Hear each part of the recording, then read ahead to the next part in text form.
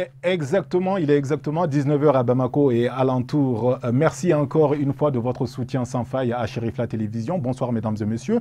Bienvenue dans ce flash que j'ai l'immense plaisir de vous présenter. L'ONG Al-Farouk, qui œuvre beaucoup dans l'humanitaire, vient de poser un nouvel acte en offrant à la population du cercle de Kita des centres socio-éducatifs et sanitaires. Le coût global de cette donation est estimé à plus de 52 millions de francs CFA et l'inauguration des structures s'est faite en présence de quelques autorités locales et du guide spirituel des Ansars. Nos envoyés spéciaux étaient Mokhtar Bagaygogo, Ibrahim Koulibaly, Ibé et c'est Kafouné Bachili qui nous signe ici le commentaire. Avec cette donation de l'ONG El Farouk de plus de 52 millions de francs pour la réalisation des centres socio-sanitaires et éducatifs, désormais les questions d'eau potable, de santé et d'éducation ne seront plus qu'un mauvais souvenir pour les Kitois. Ce geste qui a mobilisé jeunes, femmes, hommes et autorités du cercle pour assister à la cérémonie inaugurale. Pour M. Ibrahim Kantao, président de l'ONG El Farouk, ses choix portés à Kita et au guide n'est pas fortuit. Avant d'évoquer les domaines d'intervention de l'ONG. Aujourd'hui, l'ONG El Farouk est très fière d'être à Kita pour venir au secours de la population de Kita, la population musulmane et toute la population de Kita. Pour l'inauguration de notre centre qui constitue la mosquée, les 6 salles de classe, un centre sanitaire et puis une forage pour servir la société de Kita. Donc l'ONG Farouk, comme tout le temps, qui vient au secours de la population malienne, y compris la population Kita, ce centre, c'est un courage, une collaboration de la société civile de Kita, toute la population de Kouta, le maire et plus particulièrement notre député d'eau qui a toujours le courage de solliciter l'ONG Al Farouk. C'est le résultat de cette sollicitation qui a abouti à cet centre qui constitue tout ce qu'on a dit, à un montant total de 52 millions de francs CFA, du coût total de cette réalisation. Donc aujourd'hui on est très fiers, on est très heureux avec la participation de notre chérie Madame Haïdara, le guide spirituel de l'Ansardine et de... Quant au guide Seydi Chérif Ousmane Madani Haïdara, visiblement animé de joie, il a remercié la population du cercle de Kita, en l'occurrence les autorités, pour l'estime placée en lui de présider cette cérémonie. À la veille de l'inauguration, un prêche de sensibilisation sur la paix avait été animé par les guides. Voilà donc d'une belle action caritative à une autre. Après Kita, retour à Bamako pour vous dire que le PDG de Da Transit à Faladje a procédé à la remise d'importantes donations au centre d'hébergement et d'éducation pour enfants des mères en détention qui s'appelle Nelson Mandela, ainsi qu'au centre d'éducation spéciale pour enfants de l'hippodrome. Cette action s'inscrit donc dans le cadre des activités sociales du donateur. Les 2 cérémonies ont eu lieu ce vendredi après-midi en présence d'un parterre d'invités. Le reportage est signé Hamadou Nkola Diallo et Abdoulaye Sogodogo. Ces dons sont composés de vivres, des habits de jouets et des enveloppes symboliques d'une valeur totale de 5 millions de francs CFA. Ils sont destinés au centre d'orphelinat de Banankabougou et d'Hippodrome, respectivement en commune 6 et 2 du district de Bamako. En recevant ces dons, les promotrices des 2 centres ne cachent pas leur satisfaction. Je suis très heureuse aujourd'hui de voir Da Transit pour une 2e fois dans mon centre. Vraiment, je suis très contente. Ce geste-là me va droit au cœur. Je ne fais que remercier Da Transit, le PDG Youssouf Konaté, pour ce don. Vraiment, je suis très heureuse. Et au nom de tous les enfants du centre Nelson Mandela, on remercie Da. Je suis très contente, je vois une lueur d'espoir. Et si les Maliens peuvent prendre en charge l'handicap au Mali, ça c'est extraordinaire. On a besoin de gens comme Da pour nous soutenir. Il y a l'argent au Mali, il faut investir sur les pauvres, il faut investir sur les orphelins, il faut investir sur les enfants handicapés. Et nous, on cherche l'appui partout. Souvent, on va chercher ailleurs. il y a des gens ici qui sont très bien, qui peuvent aussi nous appuyer. Et c'est ce qui est mieux d'ailleurs. Si nos Maliens même peuvent nous appuyer, nous supporter et aider ces enfants à s'améliorer, à devenir vraiment des enfants éduqués et qui souvent peuvent même apprendre des métiers, c'est une fierté. Nous avons beaucoup de difficultés. La plus grande des difficultés, c'est la difficulté financière. Parce que ce centre-là, ça c'est en location qu'on a, on n'a pas de centre, on paye. Souvent on n'a pas beaucoup d'enfants ou souvent les parents ont des difficultés à payer les mensualités. Donc on a des fins de mois très serrées.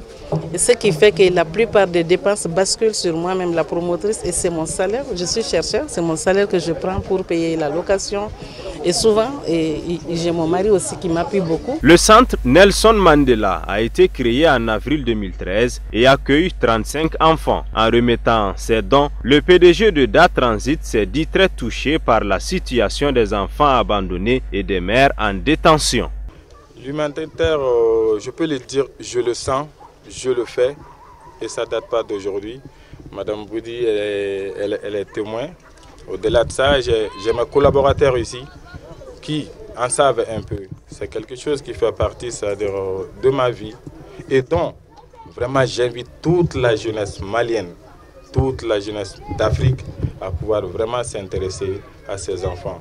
Nous pouvons tout faire, mais n'oublions pas ces jeunes aussi, ces enfants aussi qui ont besoin de notre aide. Mais je remercie le bon Dieu de m'avoir montré cette voie, de pouvoir venir vers Nelson Mandela, de pouvoir aller vers d'autres orphelinats, vers les enfants démunis, afin de pouvoir leur faire ce que je peux. La prestation d'artistes, danseurs et humoristes a été un autre temps fort des 2 cérémonies de remise des dons aux orphelins.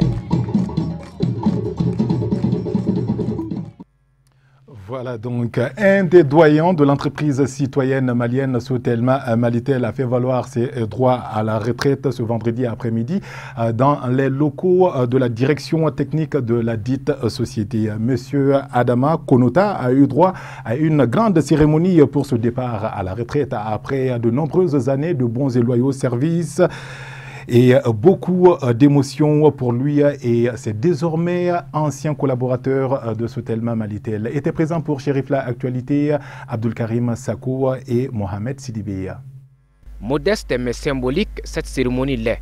Elle témoigne la reconnaissance de l'ensemble des travailleurs du géant de la télécommunication à Adama Konota, dont la carrière bien remplie se passe de tout commentaire à en croire les différents témoignages élogieux. De janvier 1994 à décembre 2017, il a occupé plusieurs postes, dont celui de chef de brigade au centre énergie de la Sotelma. Loué pour ses qualités d'homme social pour certains et son sens de responsabilité pour d'autres, il se dit honoré et conseille à ses désormais anciens collègues le travail bien fait. Travailler et aller à la retraite, ce n'est pas donné à tout un chacun.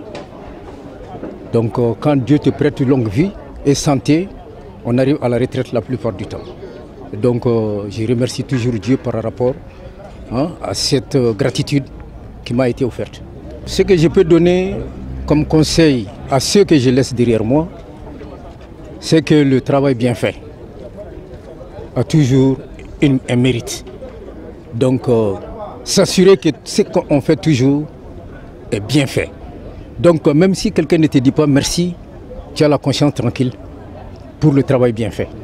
Donc je les invite et j'exhorte tout un chacun au travail bien fait. Cette cérémonie rentre dans le cadre du départ à la retraite de notre doyen Adama Konota, qui a servi chez moi au centre énergie. Donc nous sommes très contents, mais aussi nous avons le regret aussi parce que c'était un doyen qui avait beaucoup de rôles à jouer chez nous, beaucoup de fonctions, si je peux m'exprimer de ce genre. Il a servi ici au centre de 1986 à 2017. Donc il a tout fait pour la Sotelma, mais aujourd'hui c'est son départ. Donc nous, les jeunes, nous nous sommes donné la main pour en tout cas organiser une cérémonie à son endroit, pour le remercier, mais aussi pour lui montrer que nous serons toujours à ses côtés, même s'il n'est plus avec nous. Effectivement, cette passation de doyen rentre dans le cadre puisque c'est Adama Konota qui était le doyen du centre. doyen du centre, c'est lui qui était pratiquement le responsable social du centre. Donc s'il part, il faut obligatoirement son remplaçant. Donc, mais comme lui seul, il avait beaucoup de rôles à jouer, donc nous avons attribué ces tâches à 2 personnes, à 2 doyens, normalement qui doivent partir aussi en fin 2018. Donc c'est pour organiser le centre socialement, aussi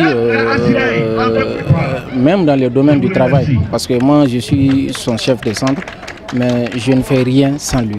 Pour sa part, le directeur technique n'a pas manqué d'exprimer au nom du directeur général de la Sotelma Malitel toute sa gratitude à Adama Konota pour les loyaux services rendus.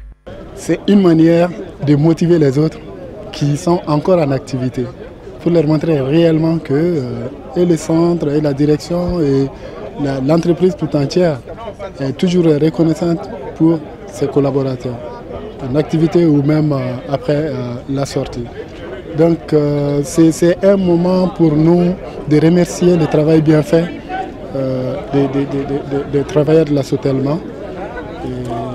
Voilà, donc c'est en même temps un moment gai et triste parce que je trouve que c'est des gens, quand on est ensemble, l'ambiance fait que le travail avance bien.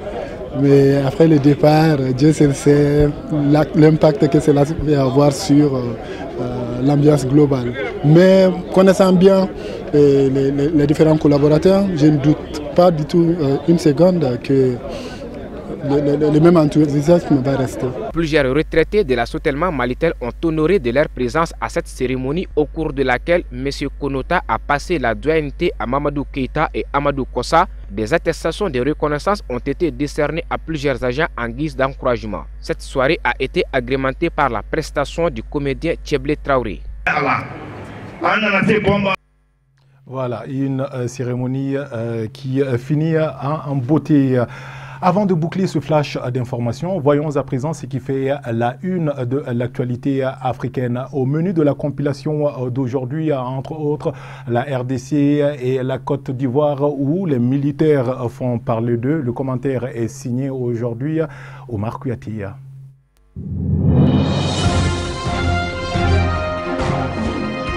En Côte d'Ivoire, un soldat a été tué et un autre blessé au cours d'échanges de tirs entre des forces de défense et de sécurité dans la nuit de jeudi à vendredi à Bouaké, a annoncé le communiqué du ministère de la Défense. Au cours de la dispute qui a suivi, des coups de feu ont été tirés par les protagonistes, provoquant le décès par balle du sergent Yacouba Dambélé. Poursuit le texte.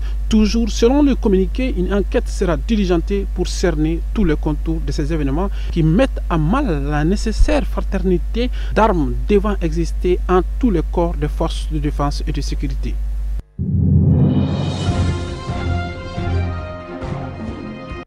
En République démocratique du Congo, le gouvernement décrète un deuil national de 2 jours, du lundi au mardi prochain, en hommage aux victimes des inondations et glissements de terrain qui ont fait 44 morts selon un nouveau bilan. Plus de 5000 maisons inondées, dont un orphelinat, des infrastructures coupées et 10 quartiers privés d'électricité. Le gouvernement provincial s'est réuni en urgence vendredi. Il a annoncé que la présidence avait accepté de prendre en charge les frais d'enterrement des victimes et que les travaux d'urgence, ponts et routes notamment, seraient financés par le gouvernement central.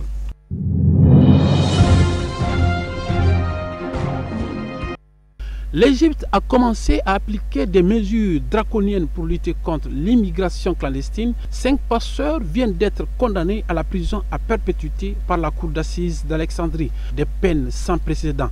Par le passé, ces dernières ne dépassaient pas les 7 ans de prison. Aujourd'hui, l'accusation pour les passeurs en Égypte comprend le trafic d'êtres humains et la mise en danger de la vie d'autrui, un durcissement des peines visant à la dissuader d'utiliser l'Égypte comme point de départ vers l'Europe.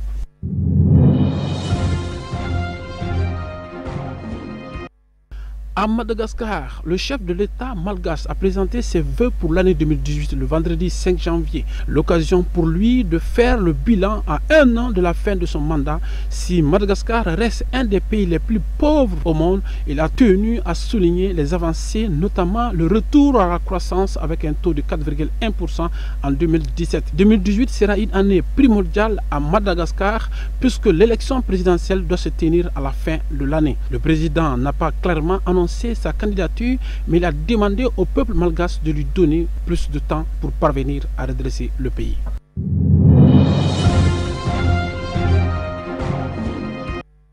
C'est donc sur les images de cette page Inter que se referme ce flash d'information. Le flash de ce samedi 6 janvier 2018. Merci de l'avoir suivi. Excellente suite de programme et à très vite pour d'autres news sur Chérifla Télévision.